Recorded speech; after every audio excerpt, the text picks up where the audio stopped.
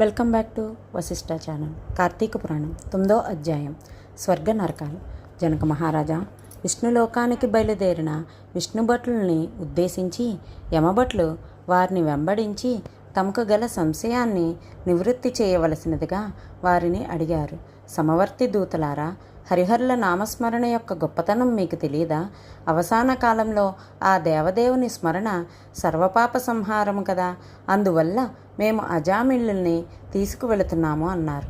అయ్యలారా, అధర్మ ప్రవర్తన గల వ్యక్తి చేయు పాపకృత్యములకు తదిన దండన విధించవలెను కదా.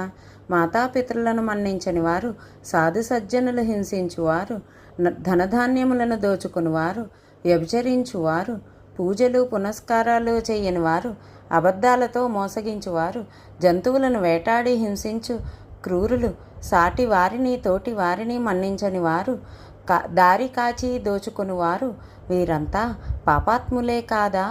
ఈ పాపాత్ములంతా దండనార్హులే కదా. వీరిని దండించుటకు నరలోకమునకు తీసుకొని పోవలెను కదా. కులభ్రష్టుడు, తల్లిదండ్రులను మన్నించనివాడు, ధర్మాధర్మములను పాటించనివాడు, వావి వరుసలు పాటించనివాడు, వేటగాడు, పరమ కిరాతకుడైన అజామీలుని మీరేలా వైకుంఠమునకు తీసుకొని పోవుచున్నారు అని యమభట్లు విష్ణుదూతలను ప్రశ్నించారు.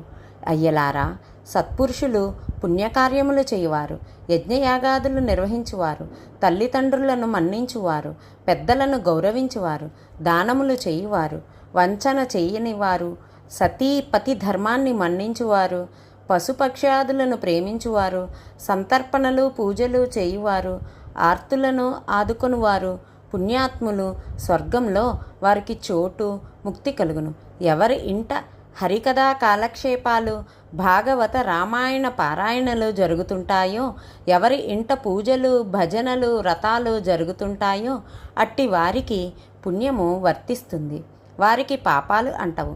ఎవరు పుణ్యక్షేత్రాలు దర్శిస్తారో, ఎవరు పుణ్యతీర్థాలలో స్నానమాడతారో అట్టి వారు అధోలోకాలకు పోరు, ఉత్తమ గతులను పొంది పుణ్యలోకాలను చేరుకుంటారు.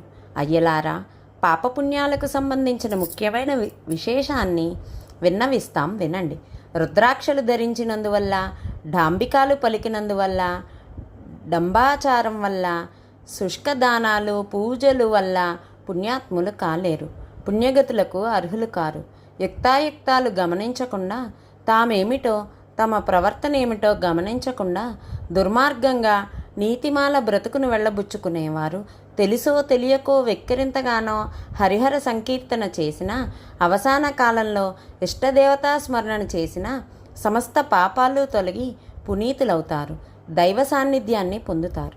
అటువంటి వాడు అజామీలుడు కులభ్రష్టుడైన, ధర్మాధూరుడైన, క్రూరాత్ముడైన, దయాదాక్షిణ్యం శీలం లేనివాడైన తన కొడుకుకు మహావిష్ణువు పేరు పెట్టి సదా నారాయణ నారాయణ అని పిలుస్తూ అవసాన కాలంలో నారాయణ అని ఎలుగెత్తి పిలిచి నన్ను కాపాడు అని వేడుకున్నాడు.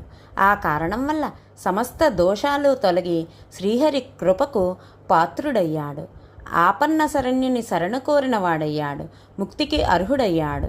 కనుకనే మా వెంట వైకుంఠానికి తీసుకువెళ్తున్నాం అని పలికి అజామీళ్ళుని వెంట తీసుకొని నిష్క్రమించారు హరిదూతలు. స్వర్గ నరకాల అధ్యాయం కార్తీక పురాణం 9వ రోజు పారాయణం సమాప్తం. ధన్యవాదములు. Please like, share, subscribe our channel.